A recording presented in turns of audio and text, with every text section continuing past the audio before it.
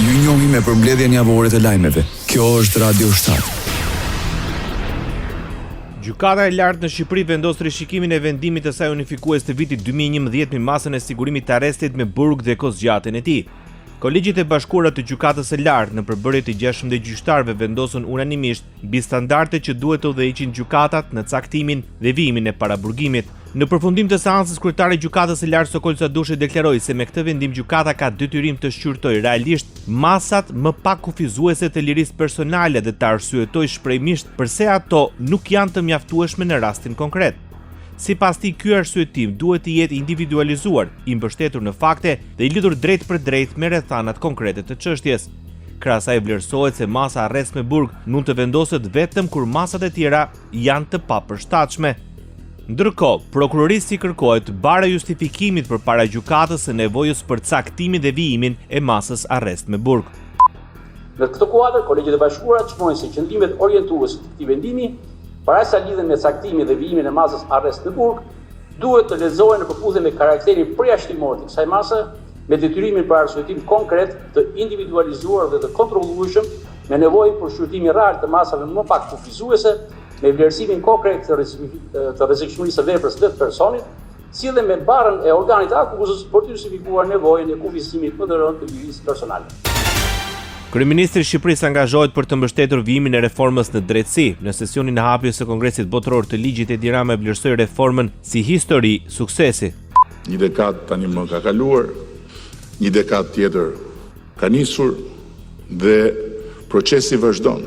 Por në ndërkohë, ajo çka duhet të garantohet në mënyrë të pa lëkundur është që procesi të mbështetet me çdo kusht nga forcat që kanë kapacitet ta ndryshojnë rrjedhën e tij. Sipas kreut të qeverisë shqiptare, njerëzit nuk e korruptojnë dot një sistem, ndërsa sistemet, nëse nuk janë të ndërtuar mbi baza institucionesh që garantojnë sundimin e ligjit, korruptojnë çdo. Arsyeja pse sfida është kaq e jashtëzakonshme dhe njëkohësisht kaq madhështore në historinë e vendit tonë është pikërisht sepse ndërtimi i institucioneve është diçka krejt tjetër nga përpjekjet e politikës për të konceptuar dhe për të realizuar hartën e veprimeve. Ministri i Drejtësisë Toni Gogu vlerëson se sot sfida nuk është vetëm ndërtimi i institucioneve për ruajtje e besimit tek to. Ministri vlerësoi se Shqipëria përfaqëson një rast të veçantë dhe kjo është vendosmëria për të reformuar vetveten. Pra sfida nuk është vetëm të ndërtosh institucione, sfida është të ruash besimin tek ato dhe në këtë kontekst Shqipëria nuk është e përsosur. Ajo përfaqëson diçka që sot nuk është e zakonshme, të reformosh vetveten. Edhe kur ky reformim ka kosto, edhe kur kërkon kohë, edhe kur përballet me skepticizëm, dhe kjo nuk është vetëm një çështje politike. Është dhe një debat publik në vendin tonë. Është një debat i fortë, shpesh i lodhshëm, me pritshmërisë për rezultate të shpejta dhe realitetit të reformave që kërkojnë kohë. Sesioni i hapës shënon nisjen e një seri aktivitete që do të kulmojnë me organizimin e Kongresit Botëror të Ligjit në Tiranë në vitin 2027, duke vendosur Shqipërinë në qendër të një debati ndërkombëtar mbi drejtësinë dhe demokracinë. Pas zbatimit të masës së sigurisë, detyrim paraqitje në prokurorinë e posaçme antikorrupsion, kryetari i Partisë Demokratike Sali Berisha deklaroi se nuk publikon dosjen Balluku për të mos zbuluar dëshmitarët dhe të penduarit të drejtësisë. Aty ka bashkëpunëtor të drejtësisë dhe unë në asnjë rrethan nuk pranoj kurrë që ata të tradhtohen. Jo, për mua bashkëpunëtorët e drejtësisë janë njerëz shumë të çmuar, pavarësisht se kanë bërë gabime, pavarësisht se kanë, por në fund të fundit i kanë thirrë vetes dhe kanë gjetur 1 miligram njeri dhe njerëzore që t'i shërbejnë shoqërisë me dëshminë e tyre. Para mediave, kryeministri demokrat vijoi dhe me akuzat ndaj gjyqtarëve dhe prokurorëve për çështjen penale të ngritur ndaj tij për korrupsion. A mund të imagjinoni ju që dëshmia e Jerenës në 2 faqe gjysmë ka vetëm firmën e Jerenës dhe administrohet në dosje gjyqësore pa firmën e hetuesit. Aktualitet. Është jashtë rrezikut për jetën e miturit që u aksidentua ditën e dje në lagjin e Ish-Kënetës në Durrës. Burime pranë Spitalit Universitar të Tramës bëmi dije se 8 vjeçari do të vijojë të mbahet në kujdesin e mjekëve për trajtimin e plagëve të marra nga aksidenti. Krahas si pasojë e aksidentit humbën jetën shtetasit e mitur me inicialet M 12 vjeç dhe KN 10 vjeç, ndërsa i mituri tjetër që pasi mori ndihmën e parë në spitalin Renal Durrës u transportua për mjekim të specializuar në spitalin e traumës së Tiranës, ndodhet jashtë rrezikut për jetën. Autori i aksidentit në Durrës, Nikol Radaçi, ku humbën jetën 2 fëmijë, ka shprehur pendes para policisë. Ai pranoi se kishte konsumuar alkool para aksidentit dhe testi i alkoolit e nxori 0.7% sasinë e alkoolit të konsumuar. Policia njoftoi se nga kryerja e testit të alkoolit rezultoi se shtetasi e drejtonte automjetin në gjendje të dheur. Nga veprimet e para hetimore dyshohet se shkaki i aksidentit është humbja e kontrollit mbi automjetin si pasojë e drejtimit të tij në gjendje të dheur.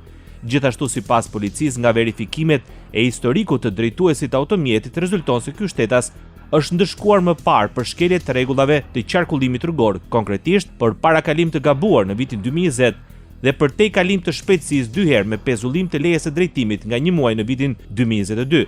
Sipas banorëve, 57 vjeçari është një person problematik në zonë pasi vazhdimisht në këtë rrugë të populluar me këmbësor ka qarkulluar me shpejtësi. Pezullohen nga detyra drejtori i policisë së Durrësit për shkak të aksidentit me pasojë vdekjen e 2 të miturve. Drejtori i përgjithshëm i policisë së shtetit, Skënder Hita, pezulloi nga detyra për performancë të dobët në përmbushjen e detyrave 3 drejtues të policisë në Durrës. Konkretisht, u pezulluan drejtori i drejtorisë vendore të policisë Durrës, drejtues Afrim Tafa, zëvendës drejtori për rendin dhe sigurinë, kryekomisar Zia Sulaj, dhe shefi i sektorit të policisë rrugore, kryekomisar Kreshnik Skëndo. Krerët të lartë të qeverisë kanë marrë pjesë në ngushëllimet për familjarët që humbën jetën në Durrës. Zëvendës kryeministri Albana Koçiu shpreh se në këtë ditë të rëndë që ka tronditur çdo familje shqiptare, ndau nga afër dhimbjen me familjet që humbën ëngjit e tyre. Kur jeta këputet në ulëzimin e saj më të pafajshëm, çdo ngushëllim është i vogël dhe i pafuqishëm, shkruan zëvendës kryeministri Koçiu. Ndërkohë që më herët kërkoi të respektohet dhimbja e familjarëve. Është një histori, le të respektojmë dhimbjen sot. Patjetër të gjitha të masat do merren. Deputeti i Partisë Socialiste Tauland Balla dhe deputeti e Partisë Demokratike Jurida Tabaku reaguan lidhur me aksidentin e rënd ku humbën jetën 2 fëmijë dhe një tjetër u plagos rënd. Në një postim në rrjetet sociale, Balla tha se ngjarja tragjike në Durrës nuk është aksident rrugor.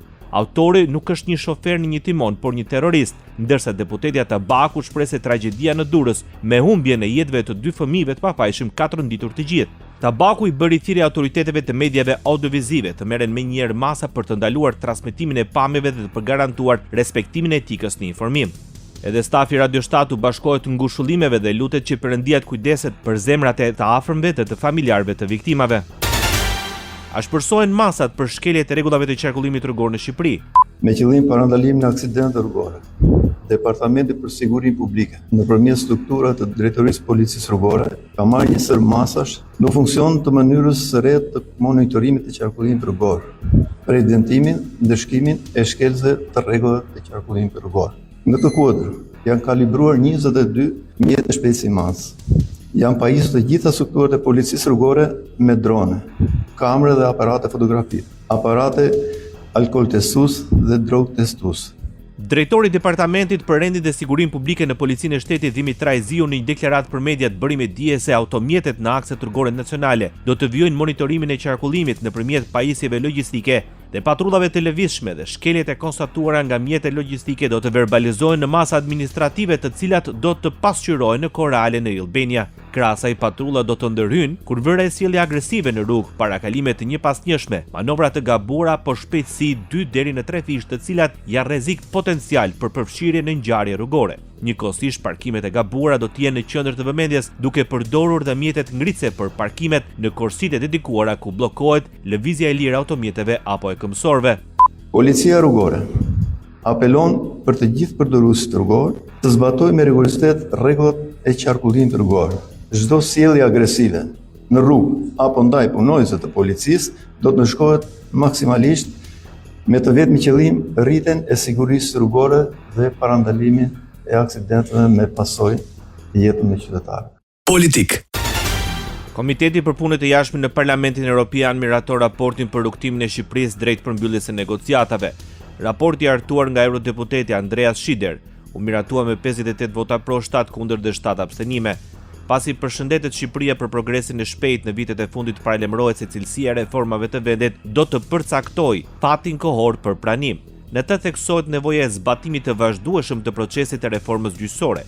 Eurodeputetët vërejnë se gjyqësori vazhdon të përballet me presion dhe kërcënime politike, të cilat rrezikojnë të dëmtojnë pavarësinë gjyqësore.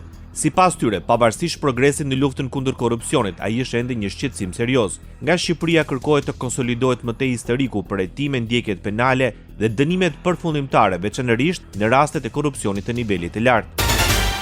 Ministri për ropën dhe punët e jashtme i Shqipërisë Ferit Hoxha reagoi për miratimin me 58 vota pro nga Komisioni për punët e jashtme i Parlamentit Evropian të rezolutës mbi raportin e progresit të Komisionit Evropian për Shqipërinë për vitin 2025. Në një postim në rrjetin social, Hoxha thekson se rezoluta vlerëson gjithashtu ambicien e Shqipërisë për të përmbyllur negociatat deri në vitin 2027, duke reflektuar një mirëkuptim të përbashkët se vendi ynë ka hyrë në një fazë përfundimtare të procesit të anëtarësimit. Ministri vlerëson se kjo rezolutë tregon se Shqipëria është në rrugën e dur dhe se procesi i zgjerimit po prodhon rezultate konkrete.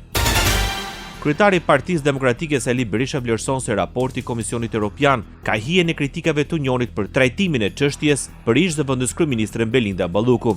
Natyrisht, Balluku është e pranishme. Jo me emër, se emri është tjetër problem, s'ka, por kërkohet në mënyrën më të prerë pavarësia e gjyqësorit, heqja dorë ndaj çdo presioni nga gjyqësorit dhe lufta kundër korrupsionit. Kërkohet, denohet mizogenia e Edi Rams ndaj gazetarëve. Megjithatë, Berisha vlerësoi se Partia Demokratike do të jetë pjesë e reformave, pasi nuk mund të marrë përsipër përgjegjësinë e bojkotit të tyre. Ka dhe rekomandime për opozitën, pa diskutim. Ndaj dhe unë jam sot këtu në emër të Partisë Demokratike për të angazhuar, për të plotësuar të gjitha rekomandimet. Ne do të marrim pjesë në reformat në atë zgjedhore për shembull, nuk marrim përsipër përgjegjësinë e reformës së bojkotit. Rama do të bëjë atë që synon, por ne do të jemi aty, deklaroi kryedemokrati Sali Berisha. Një mundësi për të treguar sa i rëndësishëm është unifikimi i Europës është komenti kryeministrit të Shqipërisë Edi Rama gjatë samitit në Armeni të Komunitetit Politik Evropian. Është një tjetër samiti i Komitetit Politik Evropian, një tjetër mundësi për të ndarë ambicjet dhe shqetësimet tona të përbashkëta, ndërkohë që është një shans tjetër për të parë se sa mund të bëjmë së bashku dhe sa rëndësishme është të ecet përpara në Bashkimin Evropian. Duhet të shohim se çfarë qëndron realisht pas dhe ndërkohë është e qartë që kështu siç janë gjërat, NATO-ja duhet të mbështetet më shumë në pjesën europiane, deklaroi Edi Rama përpara fillimit të takimit. I pyetur se çfarë mund të ofrojë Bashkimi Evropian vendeve që aspirojnë anëtarësimin, Rama tha se kjo lidhet me forcimin e Europës. Kryeministri i Shqipërisë vlerësoi se një Bashkim Evropian që nuk është i plot është më i dobët dhe më i cënueshëm. Ekonomi. Qeveria shqiptare do të marrë 50 milionë euro nga Banka Europiane e Investimeve për realizimin e ndërhyrjeve infrastrukturore në veri të vendit. Marrëveshja është me Bankën Europiane të Investimeve për Infrastrukturën Bashkiake për projektin Porta e Alpeve. Marrëveshja është miratuar nga Komisioni për Bujqësinë, Ushqimin dhe Zhvillimin Rural. Zëvendës ministri i Financave Endrit Yzeiraj bëri ditën se investimi synon përmirësimin e cilësisë së jetës së komuniteteve në veri të vendit përmes zhvillimit të turizmit të qëndrueshëm, rritjes së lëvizshmërisë dhe përmirësimit të infrastrukturës publike. Financimi nga Banka Europiane e Investimeve parashikon mbulimin e 50% të kostos totale të projektit, ndërsa pjesa tjetër pritet mbulohet nga buxheti i shtetit dhe burime të tjera financimi. Porta e Alpeve synon krijimin e një korridori të integruar zhvillimi i cili lidh Alpet shqiptare me bregdetin adriatik përmes Shkodrës, liçenit të Shkodrës, Lumit, Buna, Vjosës dhe Shëngjinit. Kryetaria e Komisionit të Turizmit, Kulturës dhe Diasporës Ina Zhupa denoncoi nismën Porta e Alpeve si një paketë me prapavije elektorale për zgjedhjet lokale të vitit 2027, duke kritikuar për mungesë transparence. Deputetja e Partisë Demokratike vlerëson se bëhet fjalë për një marrëveshje borxhi për 50 milionë eurosh pas destinacion të qartë që rrezikon të përdoret për shpërndarje fondesh gjatë fushatës dhe për interesa partijake. Viti 2027 është vit elektoral. Të gjithë e dim që kjo marrëveshje, kreditimi që ne miratojmë sot, do t'i ketë shpërndarjet e projekteve të veta të paktën pas 6 muajsh, se është e pamundur që t'i ketë përpara. Dhe do t'i ketë fiks në kohën e fushatës elektorale. Do t'i ketë fiks si kontribute për të zgjedhur të preferuarit e partisë për të marrë projekte nga Porta e Alpeve. Apelon Ina Zhupa.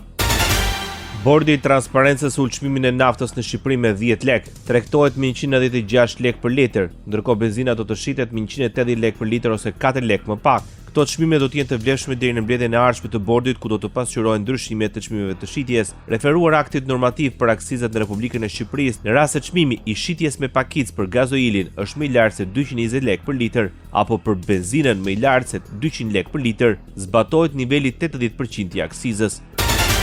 Opozita shqiptare kritikon vendimin e shumicës në pushtet për të mos marrë masa për lehtësimin e barës ekonomike ndaj qytetarëve. Deputeti i Partisë Demokratike në Bozo vlerëson se qeveria po refuzon të ndërmarrë masa për lehtësimin e barës ekonomike ndaj qytetarëve, duke rrëzuar 3 nismat që synonin uljen e çmimeve të karburanteve dhe energjisë për familjet dhe bizneset. Ata rrëzuan propozimet për uljen e çmimit naftës përmes reduktimit të taksës qarkullimit dhe taksave tjera, për uljen e akcizës mbi naftën dhe dieselin, si dhe për zërimin e akcizës gazit për industrinë prodhuese. Made in Albania. Të gjitha këto masa u hodhën poshtë në komisionet parlamentare me votat e deputetëve socialistë. Në deklaratën për mediat nga ambientet e kryesisë kuvendit, deputeti demokrat ngriti akuza dhe për menaxhimin e të ardhurave nga tatimi mbi vlerën e shtuar i karburanteve, duke pretenduar se vetëm në muajt e fundit janë mbledhur miliona euro shtesë, të cilat sipas tij nuk janë përdorur për mbështetjen e qytetarëve.